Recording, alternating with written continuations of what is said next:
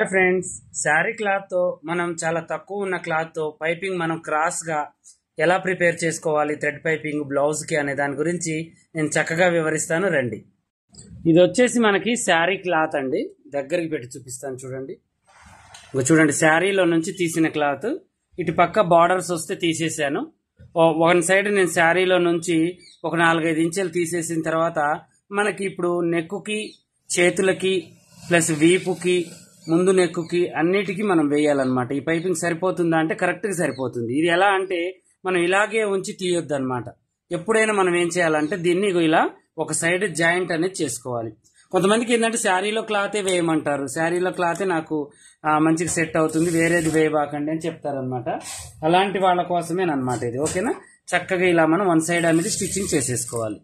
చూడండి, ఇది ఇలా మంచి కనబడుతుందా మీకు? ఇలా చేసిన తర్వాత నేను చెప్తాను చూడండి మీకు. ఇలా చేసిన తర్వాత ఇప్పుడు మనం ఏం చేయాలంటే దీన్ని వన్ సైడ్ ఇలా దీన్ని ఓపెన్ చేసేసుకోవాలి. చేసుకున్న తర్వాత ఇది వెడల్పుగా వస్తుంది, 4 పలకలుగా. ఇప్పుడు చూడండి, ఇలా వచ్చిన క్లాత్ ని మనం ఇప్పుడు క్రాస్ గా తీసుకోవాలి. ఇప్పుడు మీకు చాలా నీట్ గా వస్తాయి. జాయింట్లు కూడా మీకు ఏంటంటే తక్కువగా పడుతుంది అనమాట. ఓకేనా? ఇప్పుడు చూడండి, సగానికి ఇలా తీయాలి, ఎక్కువ క్రాస్ అనమాట. ఓకేనా? ఇలా ఎక్కువగా వచ్చిన క్రాస్ ని మనం ఇలా తీసుకోవాలి. ఇప్పుడు ఇలా చూడండి, ఇలా పెట్టేసి ఇలా తీసేసుకోవాలి. 1.5 ఇంచెస్ వెడల్పు మీద ఇలా చక్కగా మనం తీసేసుకోవాలి.